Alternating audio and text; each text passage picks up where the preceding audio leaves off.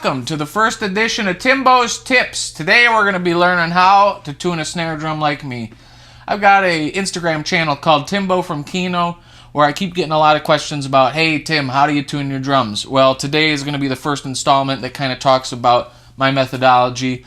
This particular snare drum tuning technique is very quick, it's very easy, so check it out and let me know what you think. So today we're using a Premier snare drum. This is a 14 by 6.5 depth steel snare drum made by Premier, and this has 8 lugs. So the reason why we're using this drum is because I think that it emulates inexpensive budget level snare drums that are out there, and if we can get this drum to sound fantastic, then I think you can get almost any drum to sound fantastic out there. This drum has the original resonant side head. It has the original snare wires on it, so that stuff hasn't been touched. The only thing that we're going to change is the batter head. So what I have here is a Remo Ambassador X coated head. I'm a Remo guy. I like these heads a lot. This particular one is just a little thicker than their original Ambassador, and I think that gives you some room to move as far as if you want a low pitch drum or a high pitch drum, you can get a lot more of that pitch range with this particular head. Alright folks, I got this Black & Decker thing. I paid $30 for at this hardware store, and I have a little drum key drill bit here. It's made by Evans, this particular one. If you have an extra 40 bucks to spend, I think this is, as a drummer, this is one of the best purchases you can make because it makes changing heads so much quicker. You just loosen them a little bit so that they're kind of almost hand tight, and then you take them right off, and then you can put it right back on, as you'll see here. So let's check it out.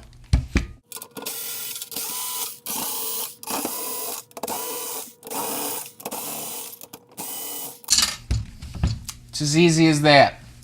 So I'm going to pop this off, and we're going to start by tuning up the resonant head. I don't know where the heck I'm going to put this head. Here's another little quick tip. If you're storing your snare drums, and when I mean drums, I mean more than one snare drum, your extras can get a little buzzy if they're stored near your drum kit that you're playing. Look at this! I put a little paper towel in that puppy right under the wires, between the wire and the head. I got no problem with it. Easy, cheap fix. Now that the top's off, we're going to tune the bottom, because then we don't have to deal with hearing any sort of resonance from that bottom head. If you do put the top head on, or you're trying to tune it after you put a new head on, you can simply just put the top head on your lap, and then that obviously kills any sort of resonance you're going to hear coming through that drum while you're tuning the opposite head. Remember, this is supposed to be quick and easy, so just basically check your tension on here. And this is pretty tight, but what we want to do is, I like to have this fairly tight on the bottom. And you just kind of have to play it by ear. You're going to want to have this fairly tight, but you have to be careful with these bottom heads because they are so thin. So I'm just going to go through here, and here I felt one that was very loose compared to the first one I tuned. So I'm just going to try to, by feeling the tension on these things, I'm just trying to kind of make them even. Alright, so I tighten them all up. I'm going to loosen the strainer, kind of hold the snare wires up so we can kind of hear where the pitch is of this particular drum.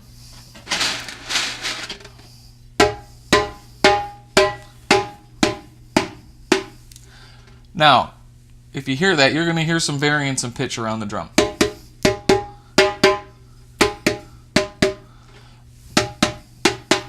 So it's kind of all over the board.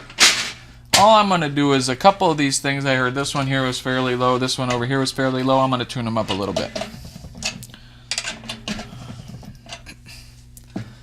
Alright, that's about it. I'm not too picky with this once I get it to just about where I want it. And another kind of handy thing is most drums come with triple flange hoops. And the way these hoops work versus the other one, the die-cast ones that are super thick, or single flange hoops, is you don't really have to be extremely precise in how you tune these things. They can handle those little variances. I could have left that as is without a crank on 2 of those lugs and it would have sounded fine. But we did it anyways because that's life. Last thing we're going to want to look at before we turn this drum over is looking at how the snare wires sit. Are those wires cockeyed at all? You don't want them to be. So make sure that you even them out by tying them correctly on one side of the strainer, or tightening them to the butt plate the right way. You also want to make sure that there's sort of an even amount of space from each end of the head to the beginning of the wire. So you know one end isn't hanging off here or ain't hanging off the other side. Alright, now we're going to pop that new head on there.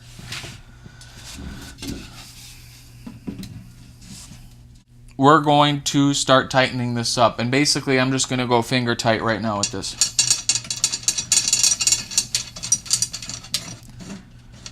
So I got my top head on there, and now we got to tune this puppy up.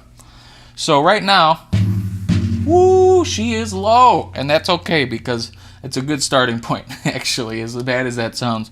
So the cool thing about tuning it with that bottom head cranked is that you can kind of tune this top head wherever you want pitch-wise, and then kind of loosen or tighten your snare wires to fit that tone that you're trying to get out of the drum. I'm going to go for a medium-high tuning on this because I think you can do the most types of music with that particular tuning. So the way I'm going to start with this is, since we have 8 lugs, each is going to take quite a bit of tension. So I'm going to go 1.5-ish turns per, and then we're going to see where we're at here.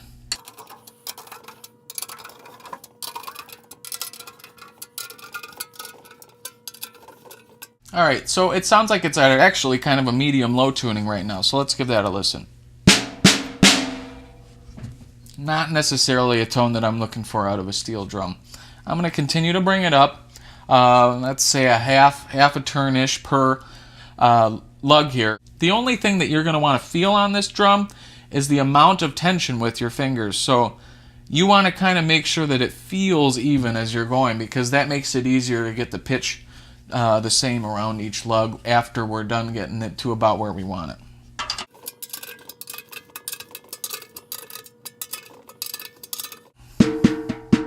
It's much higher. It sounds like a pitch that you're going to hear from a basic snare drum at this point.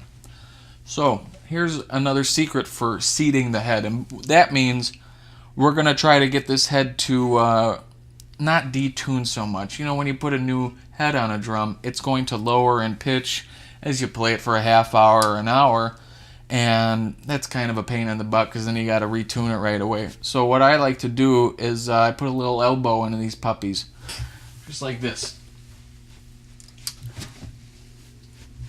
Now you heard a little bit of cracking, and that's what we want. You'd hear more of that from a brand new head. This had been seated on a drum previously, so you're not going to hear a ton of that. I'm just going to go around and press a little bit and see if I can get any more of that out, but I don't really think there's much to go in this drum. Now again, I'm just going to kind of go by feel and make sure that the tension is about even the whole way around.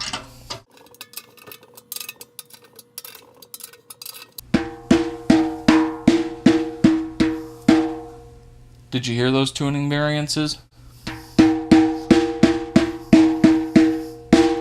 Low, low, low, high, high, high, low. So again, we got a couple low boys here. We're going to bring them puppies up.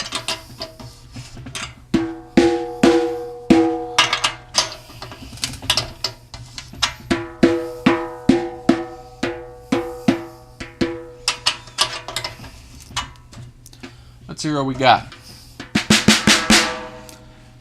Alright, I'm going to bring this over to the drum kit. This is just about where I want it.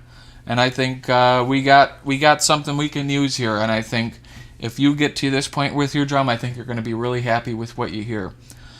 So check out the playthrough here with this particular drum, and in the comments below, let me know what you think of this. I think this is a nice, easy method, and if you practice it over and over, I think that you are going to find that you can get any drum to sound any way that you want. Now, moving forward, something cool I'm going to try to do is, if you can post a video to Instagram, tag me in it if you have a drum that you're having a problem with, and I will try to help you walk through that. So make an Instagram post, tag me in it. Beyond tagging me in the video, use the hashtag Timbo from Kino, and that will help me go through some of these videos, and I will select some to try to walk through. I'm going to put those videos on YouTube, and I will message you to let you know if I had made some comments on what you're working with. Feel free to message me either here on YouTube, leave a comment. Comments are super easy for me to get back to. Or, again, leave comments on my Instagram videos, and I will be more than willing to help you through this sort of thing. keep an eye out for more videos here on tuning snare drums in different ways, and tuning toms and tuning kick drums. And I look forward to hearing your questions and your thoughts on this particular method. So thanks for joining us, and we'll see you soon. Have a lovely day.